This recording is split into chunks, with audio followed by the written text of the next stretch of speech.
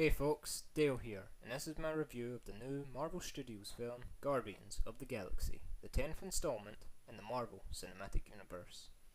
The film is written and directed by James Gunn, whose previous works include Slither, Super, and The Specials, and stars Chris Pratt, Zoe Saldana, Dave Bautista, Bradley Cooper, and Vin Diesel as Star-Lord, Gamora, Drax, Rocket, and Groot, respectively. What can I say about this film? What's the first word that comes to mind to sum this movie up? Awesome. This film is so much nostalgic, quirky fun that you'll be spending most of the film smiling and the rest dancing away to the brilliantly classic soundtrack. Essentially imagine Star Wars meets Firefly, sprinkled with a little bit of Star Trek and topped with the typical Marvel branding and quirks that you love so much. The film is very much a space opera, like Star Wars, but the tone is very much a comedic, lighter one, even though at times dealing with dark situations. Unlike some Marvel films though, the comedy works really well. It's expertly written, the emotional moments are there, but they're not too overwhelming that it distorts the tone of the film. And they are usually followed up by a joke. Each character is great, and I mean that.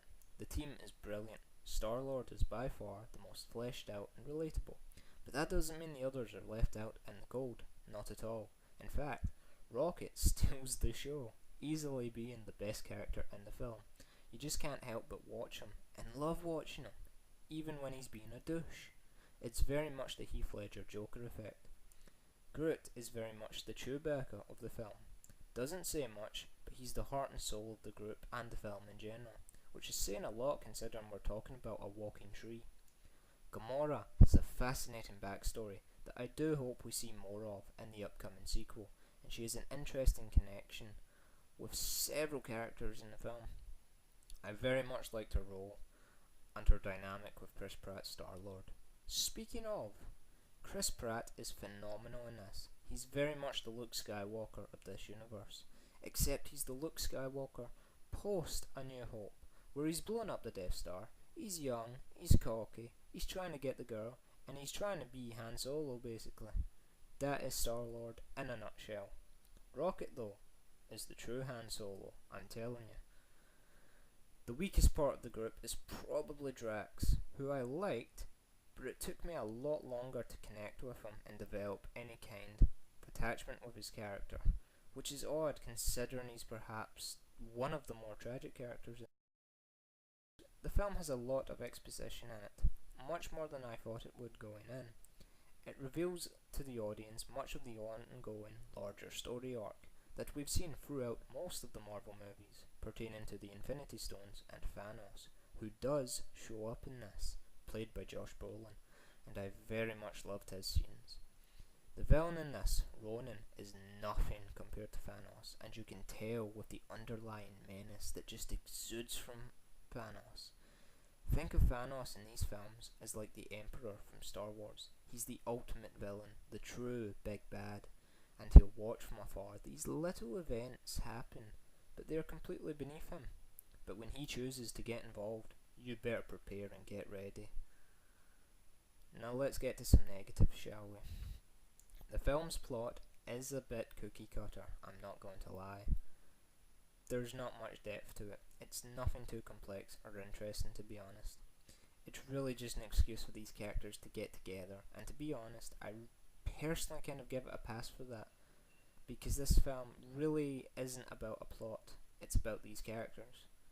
And while there better be a deeper, more interesting story for the sequel, for the origin, I shall let it go just this once, because the dynamic with the group overshadows the shortcomings of the story. The villain is also a negative.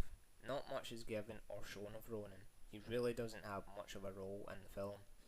It's explained he's a religious extremist following in the line of his family and will do basically anything for his empire and his beliefs. This could be very interesting, but nothing is done with it or explored at all.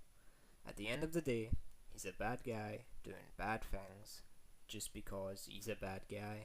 He's kind of in the same vein as Malekith from For the Dark World, though to be fair, Ronan is better used than Malekith was, in my opinion. But to make up for Ronan, I thought Nebula, played by Doctor Who's Karen Gillan, was awesome, and a much better crafted villain in this film. The pros vastly outweigh the cons though, and this is just an excellent film overall, and certainly one of Marvel's best yet. If I had to rank it in my list of favourite Marvel Cinematic Universe films, it would probably come fourth, with third being the original Iron Man, second the Avengers, and first place being Captain America, the Winter Soldier. As for any after credit scenes, yes, there is one at the very end. However, you may perhaps be a little disappointed. If you are not aware of the comics and all of Marvel's characters, then you might be left clueless, and if you are aware, then you may just be left annoyed. When my co-host Chris and I were at our screening, he cursed and was raging, while I simply burst into laughter at the fact they actually used a certain character. It does not set up any future films, just so you know. It's really just a comedy scene, much like Iron Man 3's after credit scene. To conclude, go see Guardians of the Galaxy. Just go see it. It is a must, and one of Marvel's best yet. And it should keep you sated for your space opera lust until Star Wars Episode 7 next year. And really, why would you need another reason to go see a talking raccoon with a gun? I mean, really, just go see it, honestly. I give Guardians of the Galaxy an 8 out of 10. Excellent.